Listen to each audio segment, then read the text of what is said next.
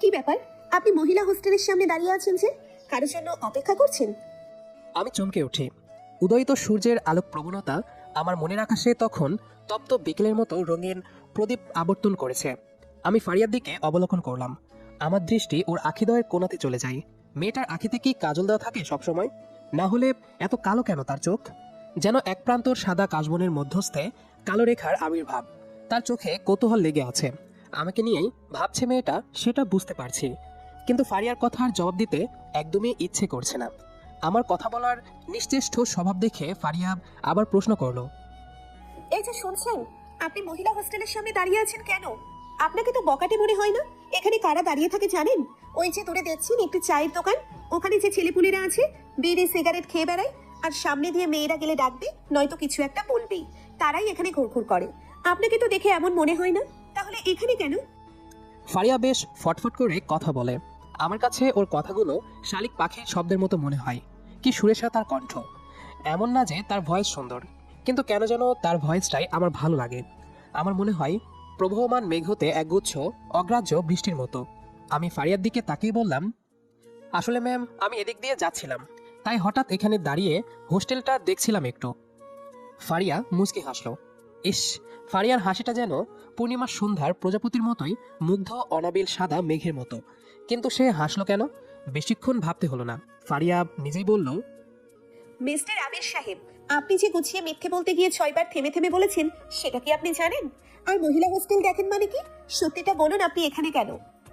এবার বেশ সহজভাবে বললাম, ওনার শরীরের অবস্থা কেমন তা জানানোর জন্য আপনি আসতে বলেছিলেন না, সেজন্য এসেছি জানাতে।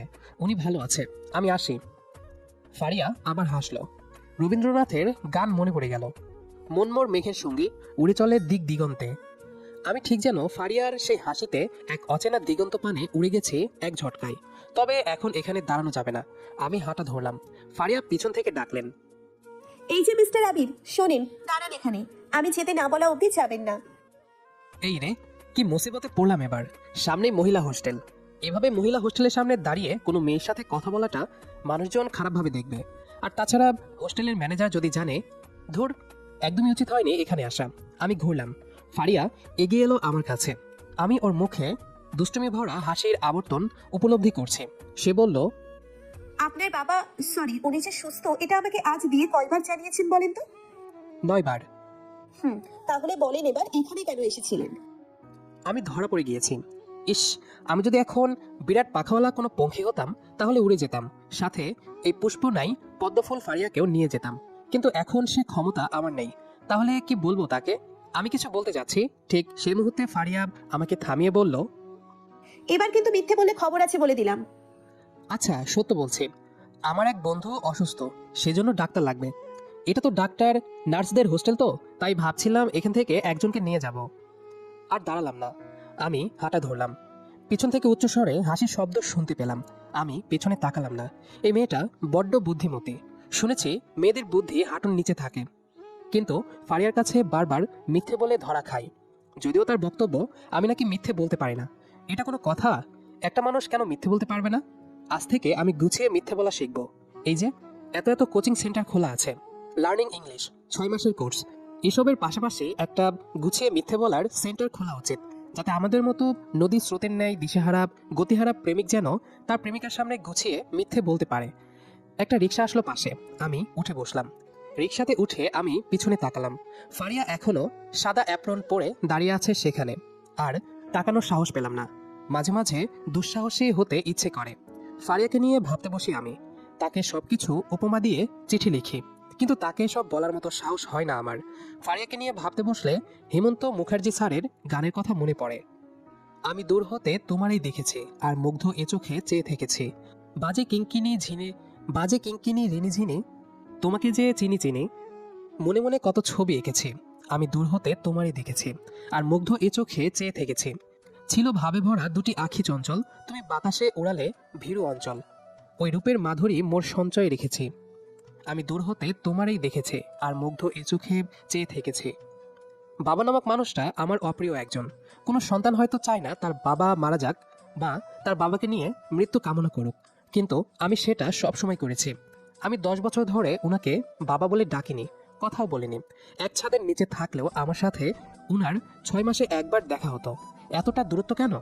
কথায় আছে, মানুষ ইচ্ছে করে দূরত্ব বাড়ালে সেই দূরত্ব কখনো কমানো যায় না। পরিমাপ করে সেই দূরত্বর ব্যাসার্ধ, মান, বিশ্লেষণ পাওয়া যায় না। আমার যখন 10 বছর বয়স, আমি তখন ক্লাস 4-এ পড়ি। বাবা মায়ের মধ্যে বেশ ভালো সম্পর্ক ছিল। দুজনে এক পাটিতে বসে আকাশের চাঁদ দেখত। বিকেলে পুকুরের জলে পা ভিজিয়ে গল্প করত। আমি ছিলাম তাদের মধ্যমণি। মানুষ পরিবর্তনশীল।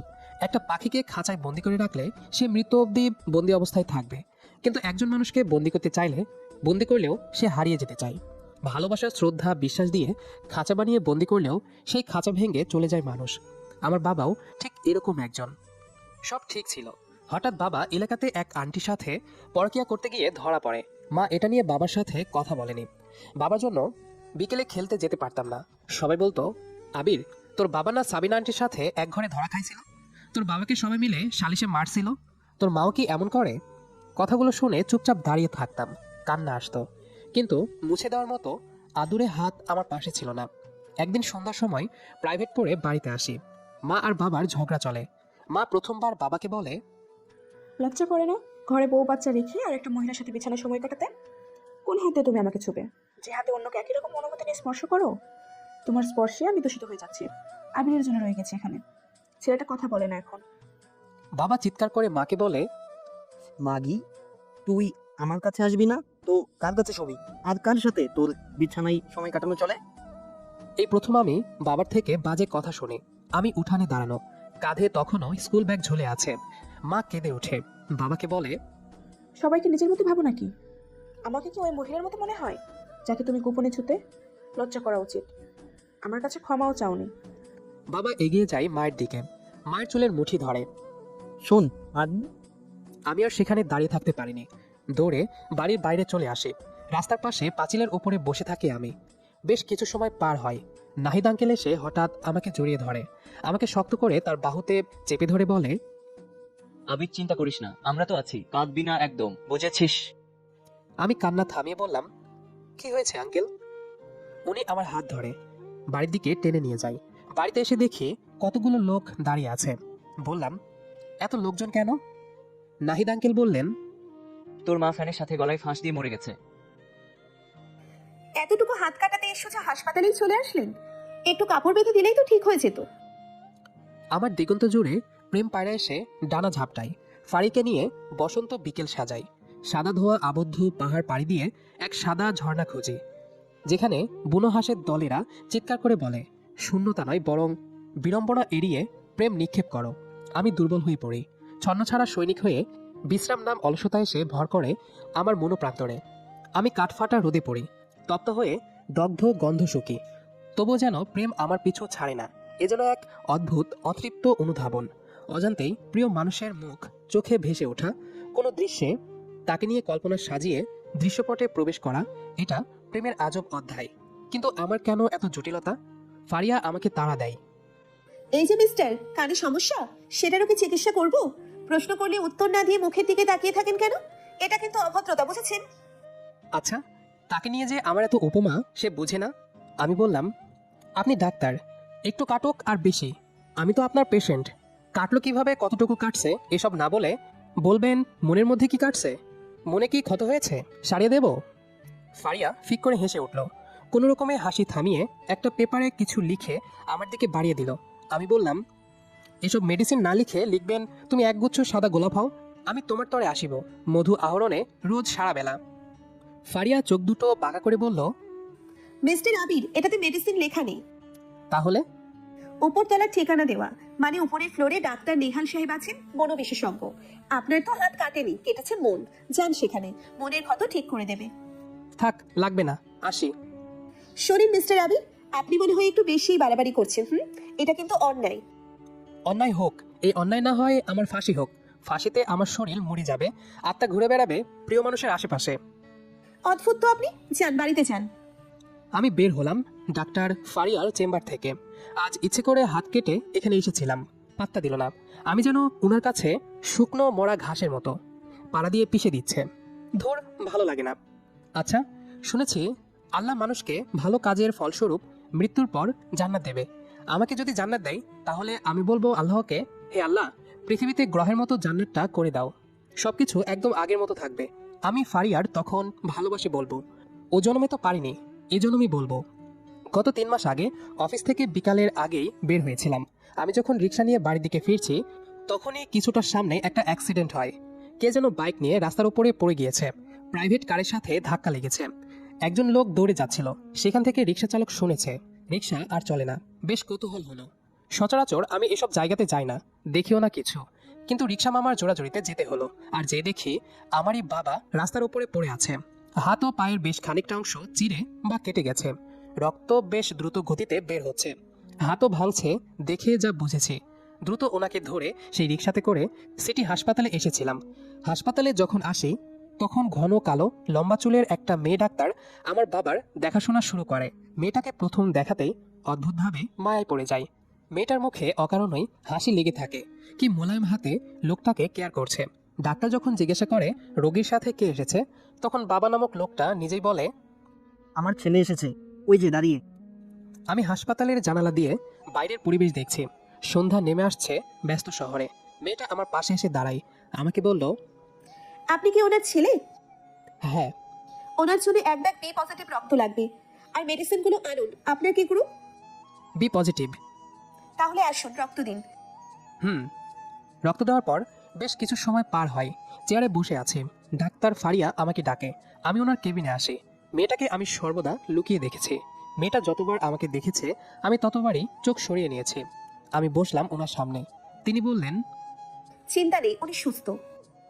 আমি চিন্তা করি না ওনাকে নিয়ে। ভ্রুকুচকে তাকায় তিনি, চোখে লেখা পাগল নাকি ছেলেটা। আমি মুচকি হেসে বললাম, হ্যাঁ, তিনি আমার বাবা, তবে আমি তাকে নিয়ে চিন্তা করি না, ওরকম মানুষকে নিয়ে ভাবি না। অদ্ভুত তো, এত বড় একটা অ্যাক্সিডেন্ট হলো, চিন্তা করেননি? তাহলে এতক্ষণ বসেছিলেন যে? আপনাকে দেখছিলাম, উনি মরলেও আমার চিন্তা হতো না। কি আজব, পাগল নাকি আপনি?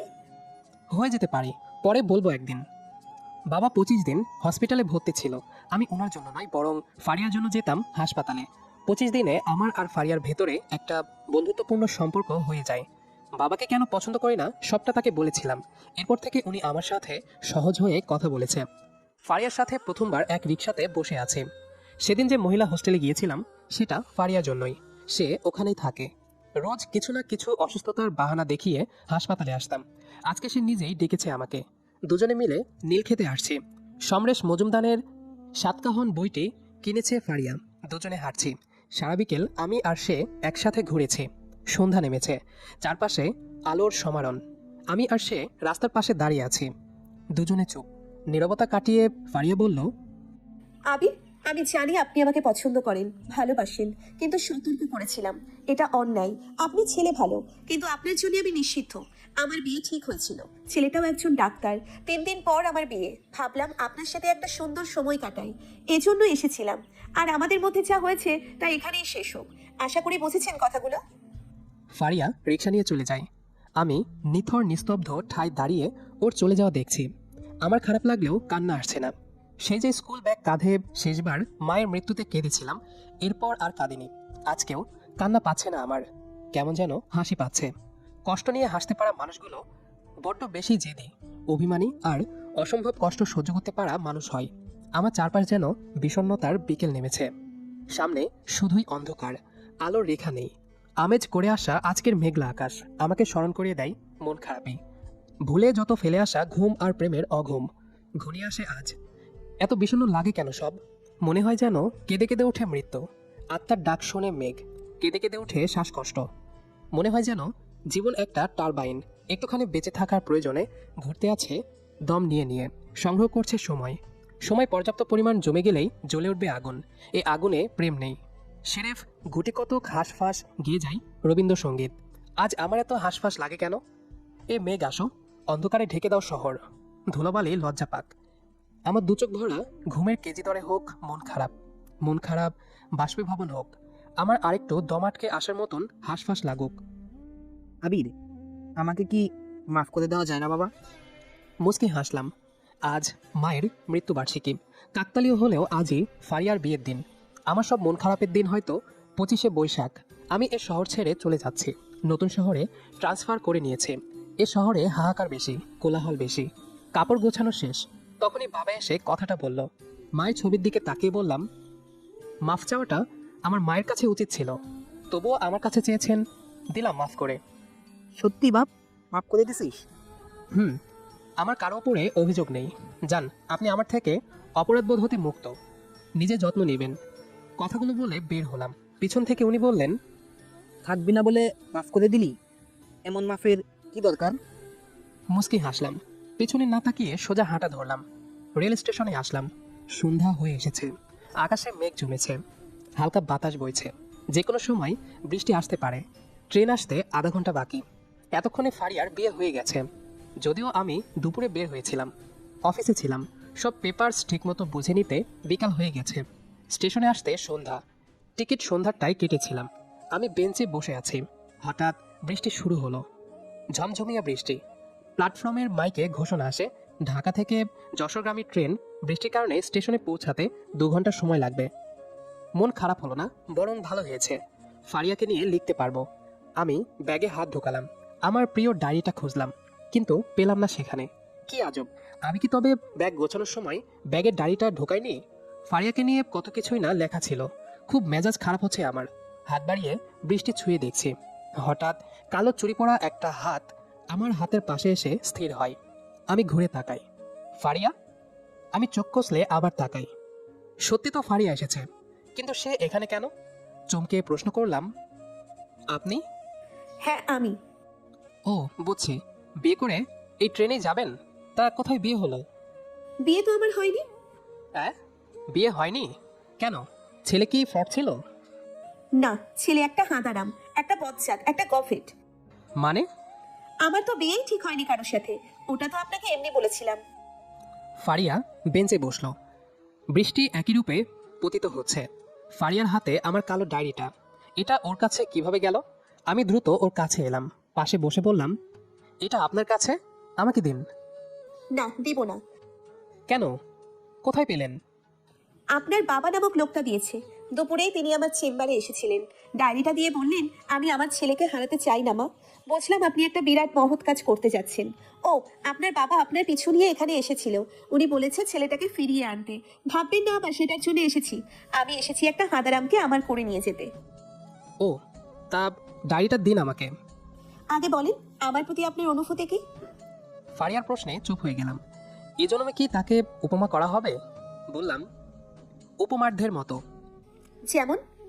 ফারিয়ার দিকে থেকে চোখ সরিয়ে নিলাম, তবে ওর দিকেই মুখ করে আছে। কিছু সময় পর বললাম, আপনারে আমার বিশ্লেষণ করতে ইচ্ছে করে না, দমে যাই, সাহস পায় না, সেই সাধ্য আমার নেই। আমি নিছক অজ্ঞজাতীয় আপনার তরে। আপনি হঠাৎ প্রশ্ন ছুড়েন, আমি থমকে যাই। বলি কি, উত্তর থেকেও প্রকাশের ভাষা যে জানা নেই। আপনি গবেষণার ঊর্ধ্বে অসম্ভবনীয়, মহামূল্যবান অমৃত। মৃদু হাসেন, জোড়া আখি পলকের নিষেধাজ্ঞা জারি করে বলেন, আমার হাসি কি বিচ্ছিরি? আপনার কাছে কেমন ছিরি শুনি? ভাষাহীনতায় ভোগী, মৃদুমতায় মুগ্ধ হই। আপনি বেশ বেশরম। আমাকে কিনা এক আপত্তিকর পুকুর জলে ডুবিয়ে দেন। উঠতে চাই, পারি না, চেষ্টা করি। বসন্তের বাতাস খেলায় পাখিদের কদমতলায় কিচিরমিচির সঙ্গীত শুনেছেন? তাদের স্বজাতীয় সঙ্গীত আমি শুনি, মুগ্ধ হই, জ্ঞান হারাই। কদমতলার বিচ্ছেদ ঘটান। আখি ফেলুন কদমের নগ্ন দেহের ওপর। দেখেছেন? লক্ষ্য করুন, বসন্তের হাওয়া খেয়ে কদমের পাপড়িরা কি স্বর্গীয় সুখের সঙ্গীত ঝাড়ছে। ভূপৃষ্ঠে তৈরি করেছে এক কদমীয় স্বর্গপৃষ্ঠ, স্বর্গীয় ভূমি। আপনার হাসি ঠিক তেমনই। আপনি হাসেন আর আমি কদম স্বর্গ দেখি, ডুবি ভিজি মিশি। আপনি ঈষৎ রেগে যান, কিঞ্চিত হাসি লুকায়িত ঠোঁটে আওড়ান, এত বেশি বলেন কেন? আচ্ছা, আমার নাক আপনার কাছে কেমন লাগে? আমি ধূলিকণায় খাবি খাই, আমি ধূলিকণায় খাবি খাই। হাই, এও কি আমার পক্ষে উপমা দেওয়া সম্ভব? সাহস যোগাই, শক্ত অষ্ঠে বাতরাই। আমি কখনো পৃথিবীর চরম সৌন্দর্য দেখিনি, যেটার করাঘাতে আমি অ্যাজমার রোগী হই। তবে আমি যেদিন থেকে আপনার নাকফুলের বসতবাড়ি এরিয়া রাগান্বিত তিথিতে ধবধবে টাওয়ারের ঈষৎ লালচে সুখাবরণ আপনার হরিণী মাধুর্য নাক দেখেছি, সেদিন থেকে আমার ইনহেলার ছাড়া বেঁচে থাকা দায়। আপনি খিলখিল করে হেসে ওঠেন, আমি কদম স্বর্গের সুবাস পাই। আমি অন্যমনস্ক হই, আপনি ঈষৎ রাগ ঝাড়েন, আমি মাধুর্য খাই। আপনি পুনরায় প্রশ্ন আওড়াতে ব্যস্ত হন, থামিয়ে দেই। আমি আর পারছি না, আপনারে আমার বিশ্লেষণ করতে ইচ্ছে করে না। দমে যাই, সাহস পাই না। সেই সাধ্য আমার নেই। আমি নিছক অজ্ঞজাতীয় আপনার তরে। ফারিয়া হাসলো। আমার হাত ধরল ও। অতি বর্ষার ঠান্ডাতে নয়, আমি ওর স্পর্শে কেঁপে উঠলাম। গল্পটি এ পর্যন্তই। আমাদের আজকের গল্পটি আপনাদের কাছে কেমন লেগেছে সেটি অবশ্যই কমেন্ট করে জানাবেন। দেখা হবে আবারও নতুন কোনো গল্প নিয়ে। সে পর্যন্ত আমাদের সাথেই থাকবেন। ধন্যবাদ সবাইকে।